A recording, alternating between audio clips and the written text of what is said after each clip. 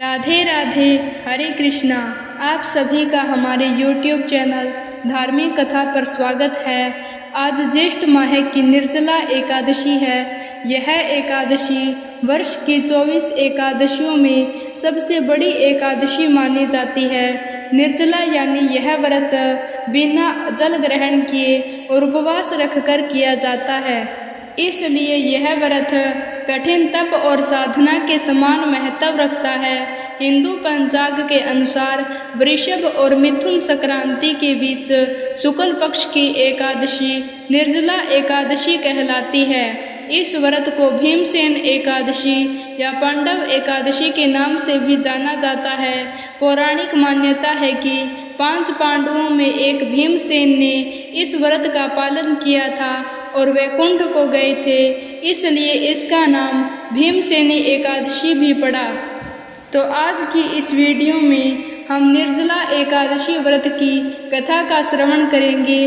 तो आइए कथा को शुरू करते हैं। पौराणिक कथा के अनुसार श्री सूत जी महाराज शौनक आदि ऋषियों को कथा सुनाते हुए कहने लगे, हे ऋषियों, अब सभी व्रतों में सबसे श्रेष्ठ, एकादशियों में सबसे उत्तम निर्जला एकादशी की कथा सुनो। एक बार पांडव पुत्र भीमसेन ने वेदव्यास जी से पूछा, हे महाज्ञानी पितामह, मेरे चारों भाई युधिष्ठिर, अर्जुन, नकुल और सहदेव तथा मेरी माता कुंती और मेरी पत्नी द्रौपदी एकादशी के दिन कभी भी भोजन नहीं करते। वे मुझे भी सदा ऐसा ही करने को कहते हैं। मैं उनसे कहता हूँ कि मुझसे तो भूख सही नहीं जाती। मैं दान और दक्षिणा विधिवत भगवान की पूजा आराधना तो कर सकता हूँ, पर मैं भोजन के बिना नहीं रह सकता। कृपया मुझे ऐसा कोई उपाय बताइए मुनिवर कि उपवास किए बिना मुझे एकादशी के व्रत का फल प्राप्त हो सके। तो व्यास जी बोले, हे भीमसेन, अगर तुम नरक को बुरा और स्वर्ग को अच्छा समझते हो और अंत में मोक्ष की कामना भी रखते हो तो दोनों पक्षों की एकादशी को अन्न मत खाया करो। व्यास जी की बात सुनकर भीम कहने लगे, हे पितामह, मैं आपसे पहले भी कह चुका हूँ कि मुझसे भूख सहन नहीं होती। भोजन करने से ही मेरी भूख शांत होती है। मुनिवर, यदि वर्ष भर में एक ही व्रत हो तो मैं कर सकता हूँ। आप कृपा करके कोई ऐसा व्रत बताइए जिससे विधि पूर्वक करके मैं स्वर्ग को प्राप्त कर सकूं, जिससे मेरा कल्याण भी हो सके। भीमसेन की परेशानी समझकर व्यास जी कहने लगे, भीमसेन, कलयुग में धर्म पर चलने की शक्ति किसी में नहीं है, इसलिए थोड़े धन और थोड़े कष्ट से होने वाला बहुत सरल उपाय जो कि पुराणों में भी लिखा है वह मैं तुम्हें बताता हूँ। ध्यान से सुनो। दोनों पक्षों की एकादशी में जो मनुष्य भोजन नहीं करते वे कभी नरक को नहीं जाते। इन वचनों को सुनकर महाबली भीमसेन पहले तो पीपल के पत्ते की तरह कांपने लगे, फिर डरते हुए बोले, हे पितामह, मैं उपवास करने में बिल्कुल असमर्थ हूँ, इसलिए हे प्रभु, निश्चय करके बहुत फल देने वाला एक ही व्रत मुझे बताइए। तो व्यास जी बोले, हे भीमसेन, वृषभ मिथुन राशि के सूर्य में ज्येष्ठ मास में शुक्ल पक्ष में जो एकादशी होती है उसका निर्जला व्रत यत्न पूर्वक करना उचित होगा। इस व्रत में जलपान वर्जित है। केवल 1 घूंट जल से आचमन करें। अधिक जल पीने से व्रत खंडित हो जाता है। एकादशी के सूर्योदय से लेकर द्वादशी के सूर्योदय तक जल ग्रहण ना करें और ना भोजन करें तो बिना परिश्रम ही सभी द्वादशी युक्त एकादशियों का फल प्राप्त हो जाता है। द्वादशी को प्रातः काल स्नान करके स्वर्ण और जल ब्राह्मणों को दान करें, फिर ब्राह्मणों सहित खुद भी भोजन करें। हे भीमसेन, इस विधि से व्रत करने से जो फल मिलता है वह सारे वर्ष में जो एकादशी आती है उन सब का फल निसंदेह केवल इस एकादशी के व्रत से प्राप्त हो जाता है। शंख चक्र गदाधारी भगवान विष्णु स्वयं मुझसे यह कहते हैं कि सब कुछ त्याग कर केवल मेरी शरण में आ जाओ और सुनो भीमसेन, एकादशी का व्रत निराहार करने से मनुष्य सभी पापों से मुक्त हो जाता है। सभी प्रकार के तीर्थों और सभी प्रकार के दानों में जो फल प्राप्त होता है वह सब इस एकादशी के व्रत से ही प्राप्त हो जाता है। सब एकादशी व्रतों से जो धन धान्य और आयु आरोग्यता आदि की वृद्धि होती है वे सब फल निसंदेह इस एकादशी के व्रत से प्राप्त हो जाते हैं। हे भीम, मैं तुमसे सच कहता हूँ कि इसके करने से मृत्यु के समय अति भयंकर काले पीले यमदूत उस मनुष्य के पास कभी नहीं आते, बल्कि भगवान विष्णु के देवदूत उन्हें आकर स्वर्गलोक को लेकर जाते हैं। तब इस प्रकार वेद व्यास जी के कहने पर भीमसेन ने भी इस एकादशी का व्रत किया और इस प्रकार नियम पूर्वक निर्जला एकादशी के व्रत करने से भीम को स्वर्गलोक की प्राप्ति हुई। तो भक्तों, यह थी निर्जला एकादशी की व्रत कथा। अब सुनिए एकादशी माता की कथा। इस कथा को सुनने से ही एकादशी का व्रत पूरा माना जाता है। एक बार एक बूढ़ी माँ ने एकादशी का उपवास रखा। बड़े ही भक्ति भाव से वह एकादशी की पूजा किया करती थी। वे बूढ़ी हो चुकी थी। उन्हें वृद्धावस्था में कोई भी ऐसी वस्तु नहीं चाहिए थी जो वे एकादशी का उपवास रखती, क्योंकि एकादशी का उपवास रखने से तो श्री हरि की कृपा से सब कुछ मिल जाता है। वह बूढ़ी माँ तो अपने बच्चों के लिए, अपने परिवार की सुख सुविधा के लिए इतना कठिन व्रत रखती थी। वे दिन भर तो बड़ा कठिन मन करके और अपने प्यास को किसी तरह से रोके रही, क्योंकि एकादशी के व्रत में वो जल की एक बूंद भी ग्रहण नहीं करती थी। द्वादशी को ही जल पीकर वह अपने व्रत का पारण किया करती थी। दिन भर उन्होंने किसी प्रकार अपने मन को संयमित रखा, पूजा पाठ की, व्रत की, कथा पढ़ी सुनी और फिर पंडित जी को मिट्टी के एक पात्र में भरकर पानी और मौसमी फल दान में दिया। दोना भरकर शक्कर भी वितरित की। उन्हें गर्मी के कारण बड़ी बेचैनी हो रही थी। एक तो निराहार और निर्जल रहकर उपवास रखा था और ऊपर से प्यास भी सता रही थी। इस कारण उन्होंने सोचा कि चलो पानी में बैठूं, शायद थोड़ी शांति मिले। यह सोचकर वह पानी में बैठी रही। पानी से बार बार कुल्ला करती और मुँह हाथ धोती रही। तब कहीं जाकर उन्हें थोड़ा बहुत चैन मिला। एक तो धूप तेज पड़ रही थी, इस कारण बार बार बूढ़ी माँ का मुँह सूखा जा रहा था। बूढ़ी माँ बड़ी बेचैन हो रही थी। एक तो बुढ़ापा, दूसरा यह भयंकर गर्मी। बुढ़ापे की तो स्थिति ही कुछ ऐसी होती है, बड़ी मुश्किल से धीरज बंधा पाता है।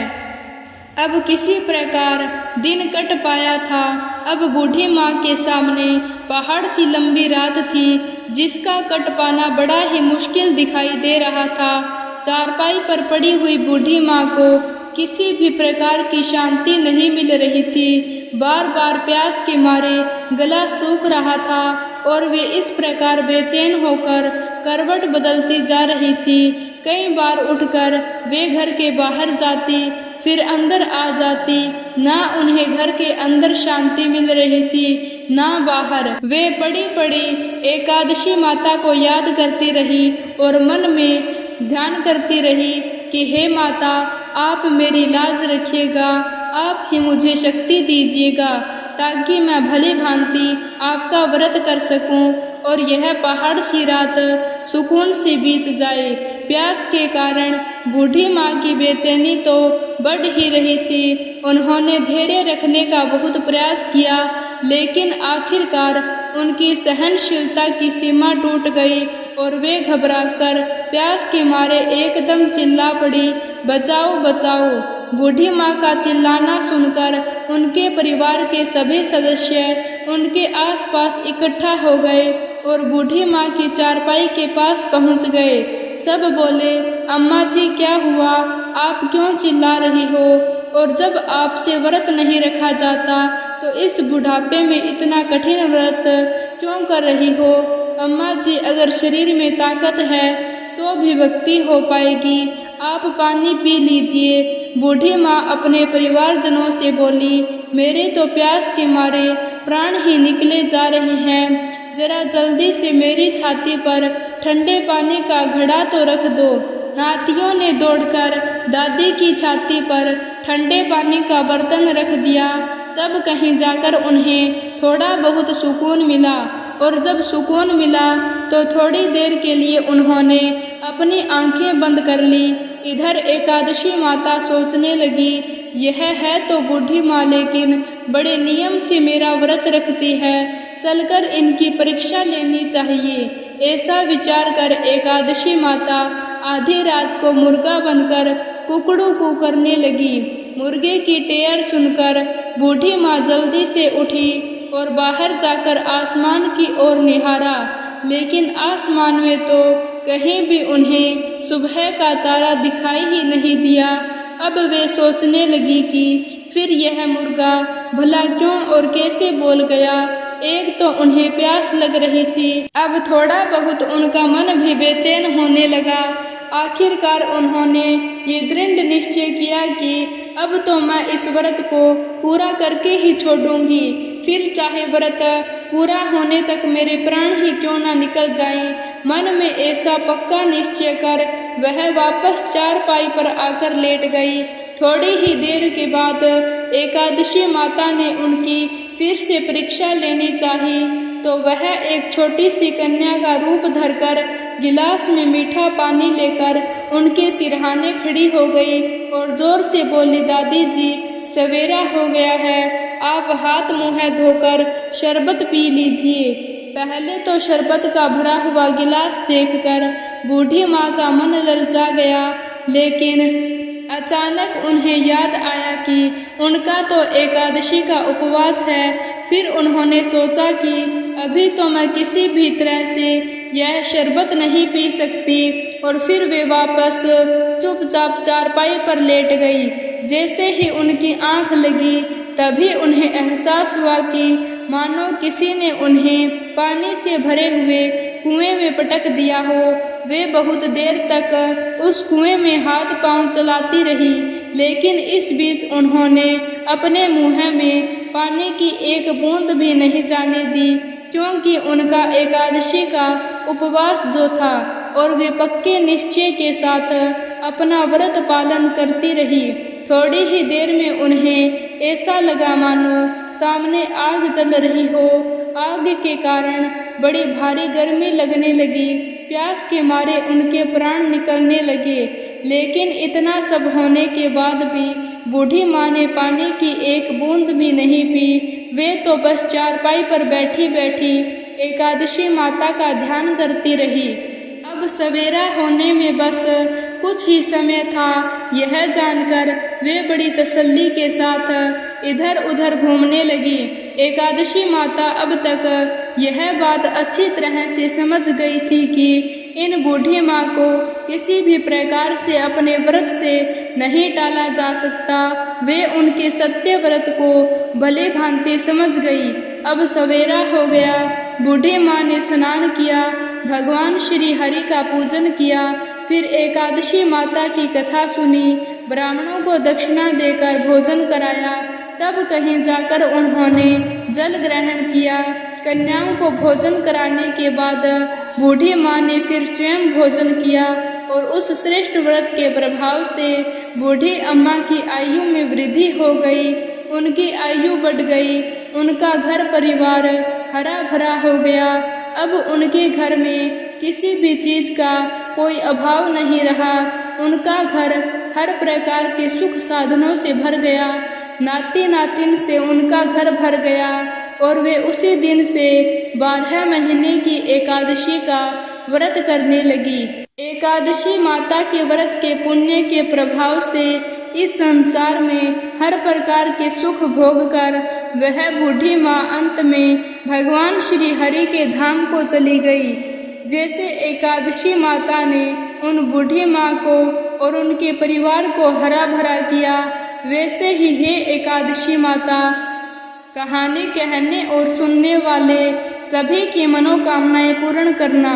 एकादशी माता की जय हो। तो भक्तों, यह थी एकादशी और निर्जला एकादशी की व्रत कथा। उम्मीद है आपको पसंद आई होगी। अगर आपको वीडियो अच्छी लगी हो तो वीडियो को लाइक और शेयर ज़रूर कीजिए और ऐसे ही व्रत कथाओं के लिए हमारे चैनल को सब्सक्राइब ज़रूर कीजिए। धन्यवाद। राधे राधे।